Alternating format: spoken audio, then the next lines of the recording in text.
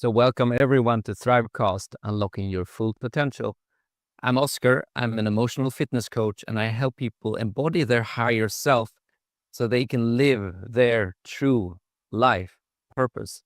And with me today, I have my co-host, Katarina Hanson Carlson. Katarina, please introduce yourself to our listeners. So, hello everyone. I am a neuroscience expert and I can find your driving purpose in one day, 4 hours. No kidding. Took me 20 years to find mine, but you don't have to wait for yours.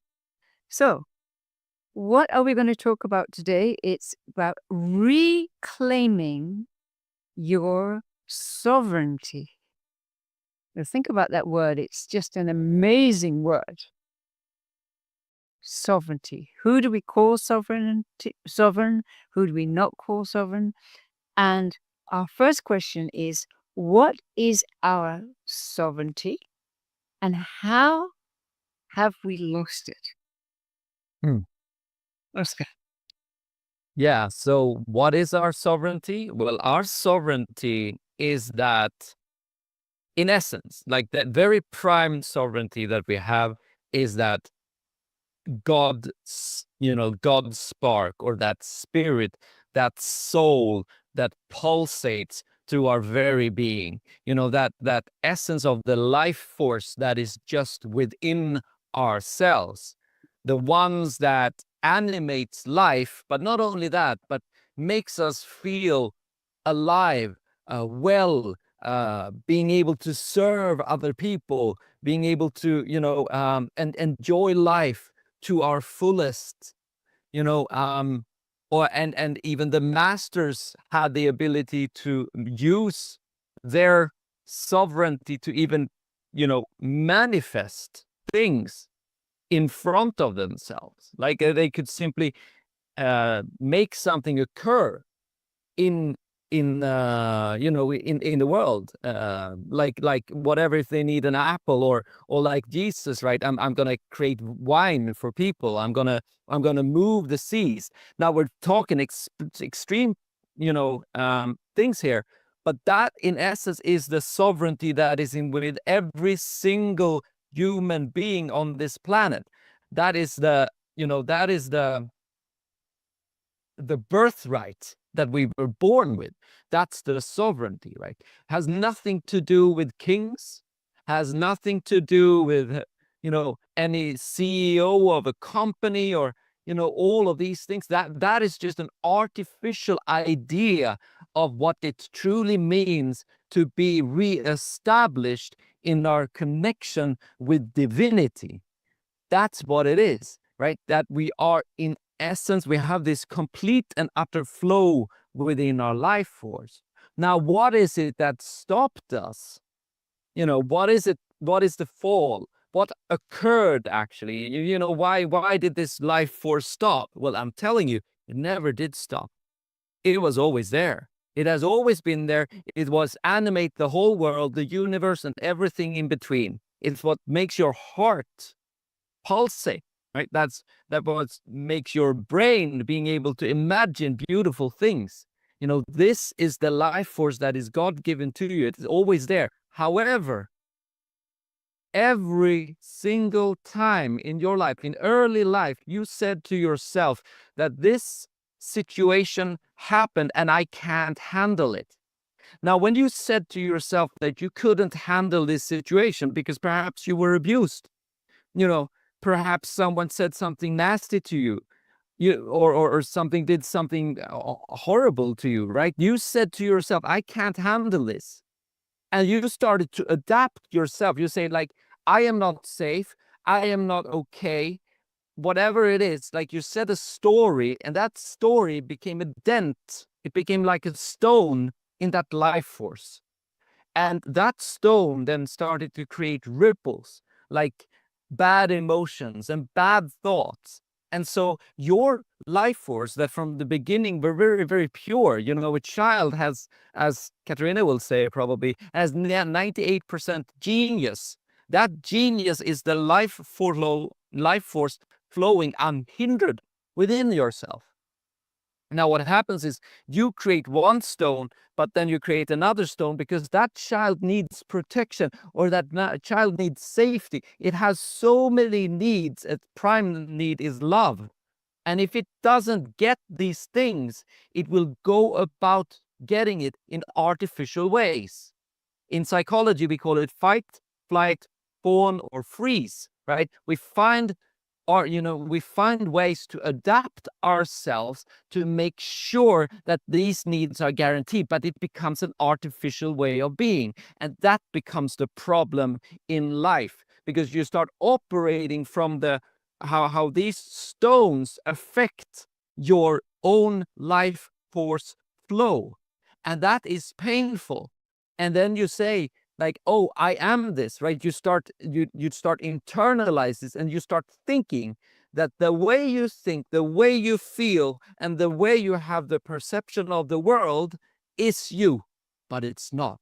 It's the life force. So the moment you understand that you have put stones there because you couldn't handle things in the past, that's when you can start dissolving them and start to reclaim that sovereignty, that life force. What will you say, Katarina? Thank you, Oscar.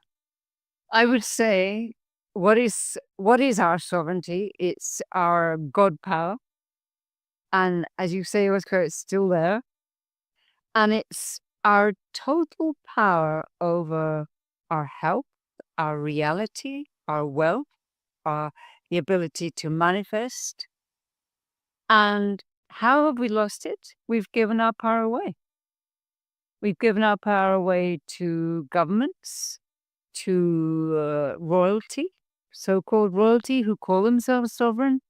But hey, wait a minute. We're all sovereign, not just a few who happen to be in a certain bloodline.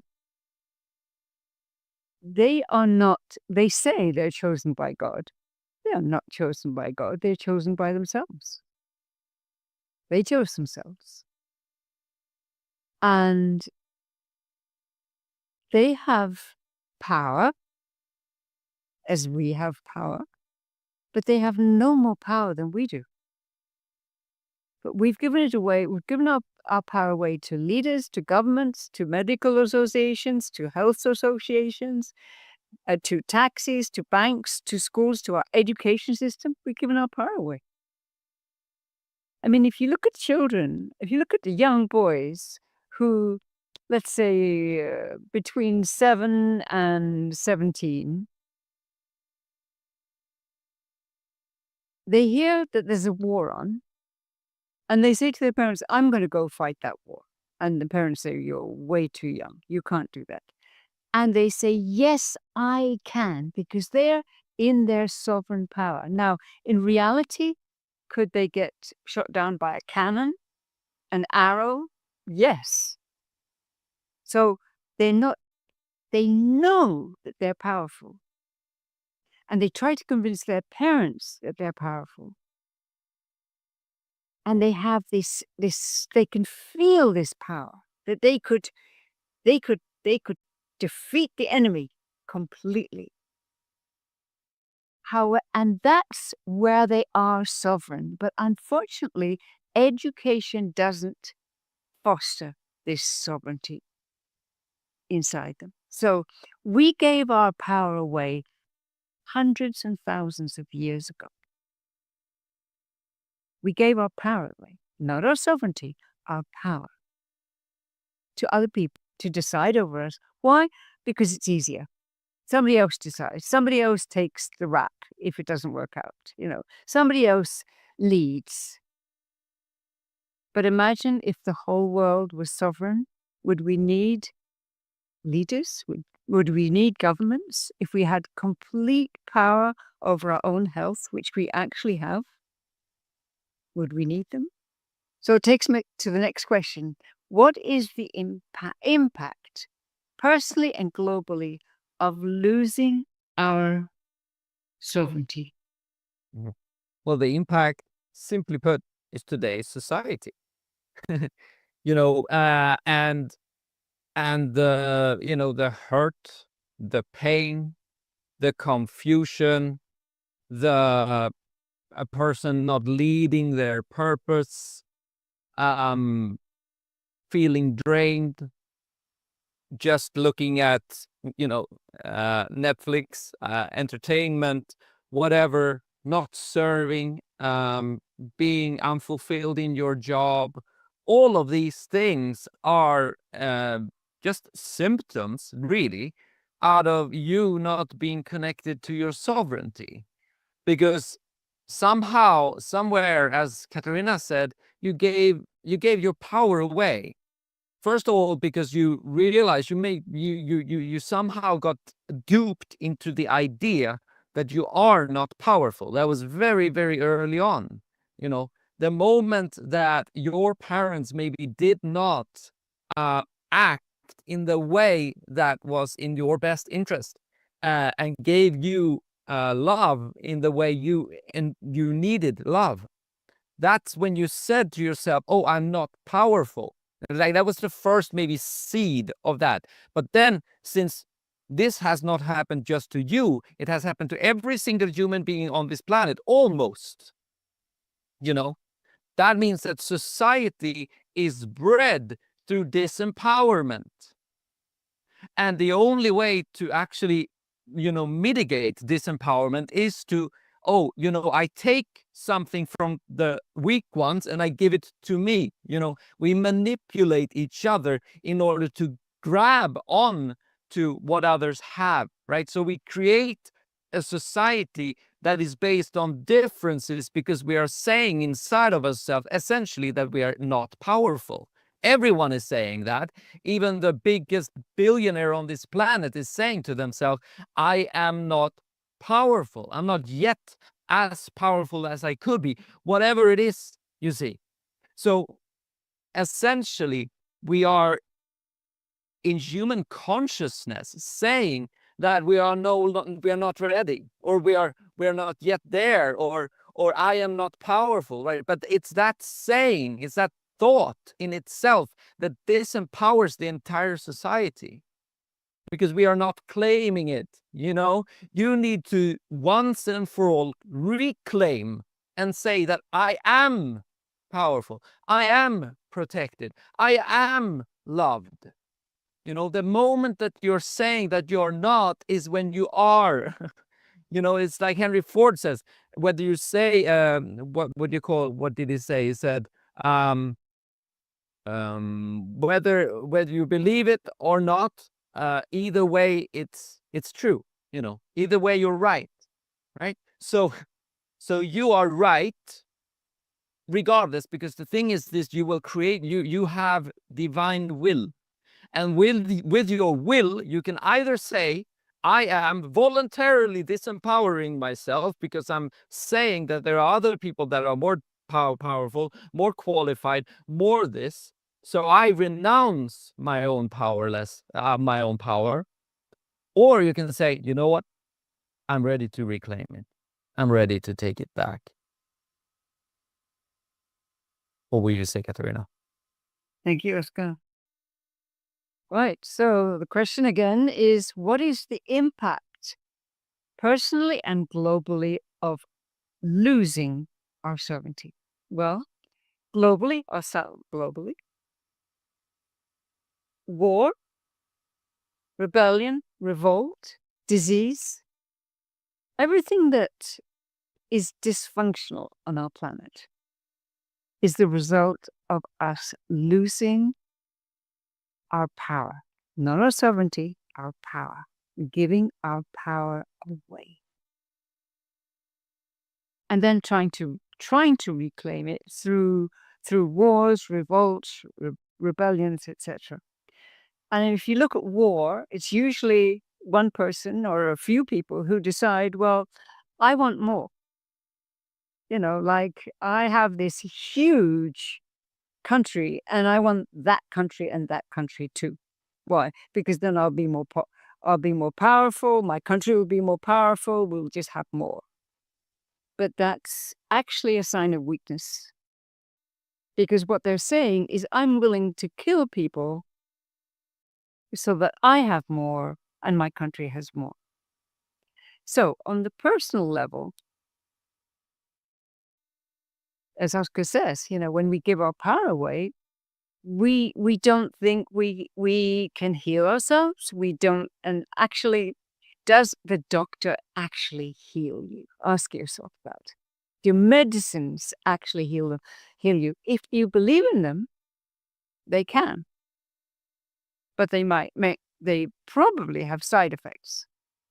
But if you think about it, the body will heal itself if you allow it and if you keep it clean from the inside out.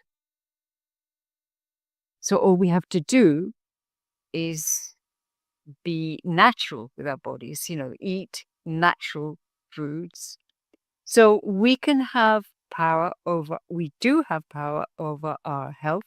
We do have power over our minds, but we've given our power away.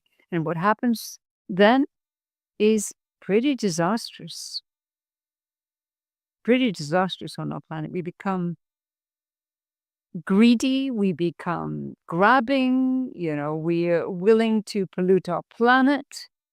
Everything starts to go wrong when we think that we are no longer sovereign. So, next question. How do we reclaim our sovereignty, and what would that be like globally?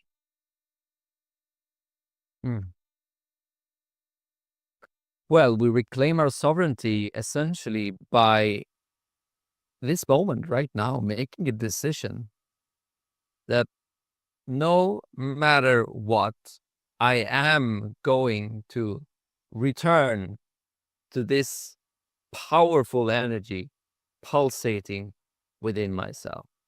I am going to let go of all the things I've said to myself that has disempowered myself and is keeping on disempowering myself.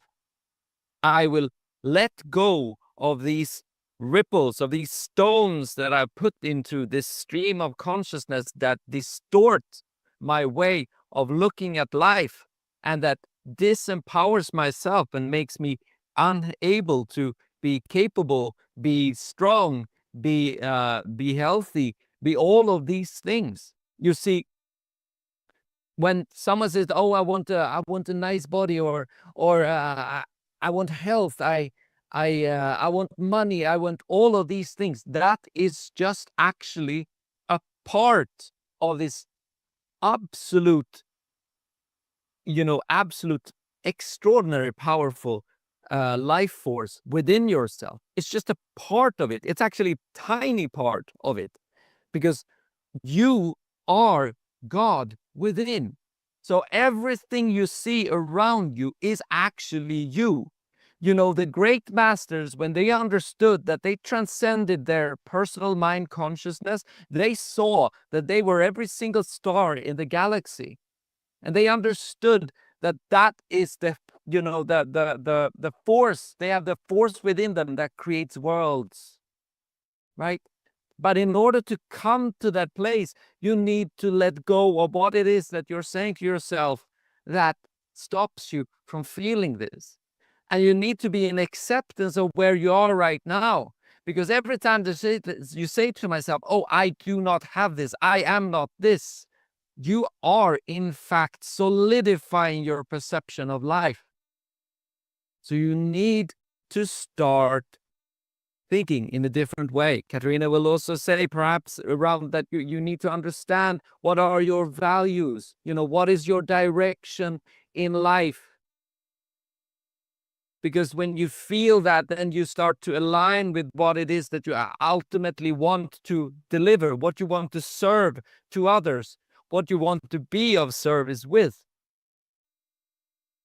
I would always say that you need to go. You have memories in your life. You have memories in your life that you did not like. And you said in these memories, "I cannot handle this because of whatever it is." Now you need to go to those places. You need to feel it through. And you need to understand what was the actual need in those moments. And then you have to fulfill those needs. When you are fulfilling those needs, that's when those stones start to dissolve. They become smaller. And as they become smaller, you start feeling lightness, because lightness is your birthright. You are light, your divine light pulsing through you. That's what you are. And as that occurs, you will start seeing, oh, now I can let go of this. Oh, I can let go of this. Oh, I see this way I sabotaging myself. I'm choosing this way instead.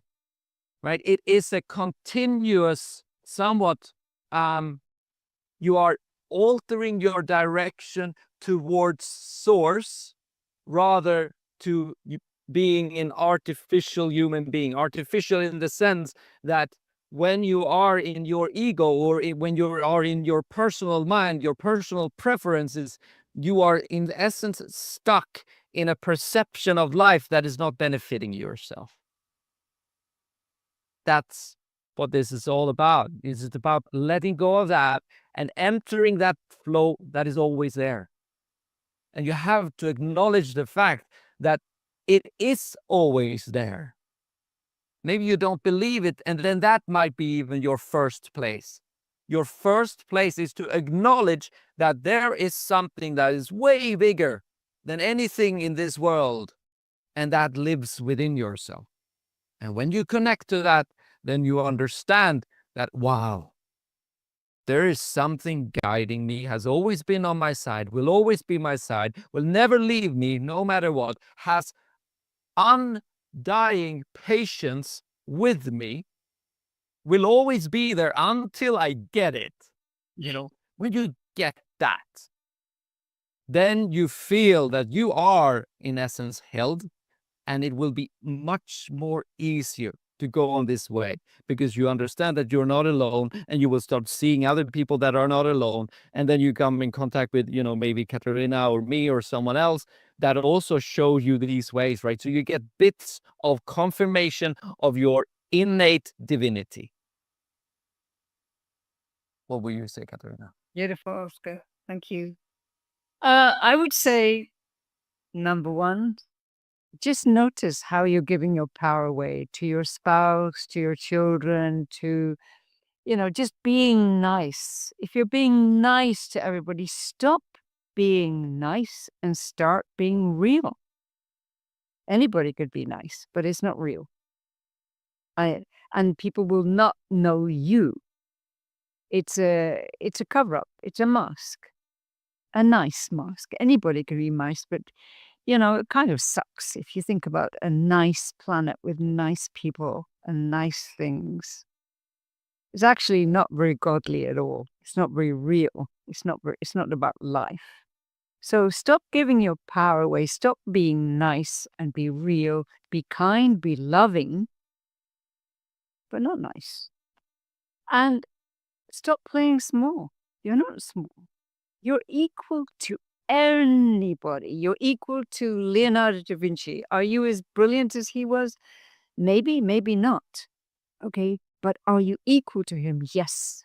Are you equal to Einstein? Are you equal to the king of England, the king of anyone, or everywhere? Yes, you are. Should you bow down to them? Absolutely not. I watch Russian history, and if the Tsar walked by a village, then the people would bow down in the mud, put their heads in the mud, because the Tsar was passing by. Well, what are we doing, people? We're all suffering. So stop playing small. Know that you are sovereign. Just reclaim it today. Just say, I am sovereign. And just write down how you've been giving your power away and make a decision not to do that. Are you asking everybody for advice? Decide on your own. It's your life. So everybody's equal in the eyes of God. So that's how you reclaim it personally. So what would the world look like if our leaders were truly sovereign? I'm not saying powerful. I'm saying sovereign. they would promote our sovereignty. Haha. Now, wouldn't that be interesting? A leader who is so sovereign that he or she promotes sovereignty for the people, right? So that would be through health, through education. So healers who promote self-healing, education that fosters sovereignty. Imagine a world like that. Everyone is truly equal in the eyes of God. So start this yourself and encourage your children to be like this, to encourage your spouse to be sovereign. And we will have a much happier, healthier, more equal world. So if you like this video, please click on like, please subscribe, and we'll see you next week. Yeah. And Katarina, how do people come in contact with you? Thank you, Oscar. LinkedIn is the best way, Katarina Hanson Carlson. And you, Oscar, how do people reach you? You reach me through my website, realitydecoding.com, or YouTube as Oscar Nygren. And I also have a Facebook group called Live Your Purpose. That's how you reach me. All right, everyone. So nice talking to you. And see you in the next video and the next podcast. Take care.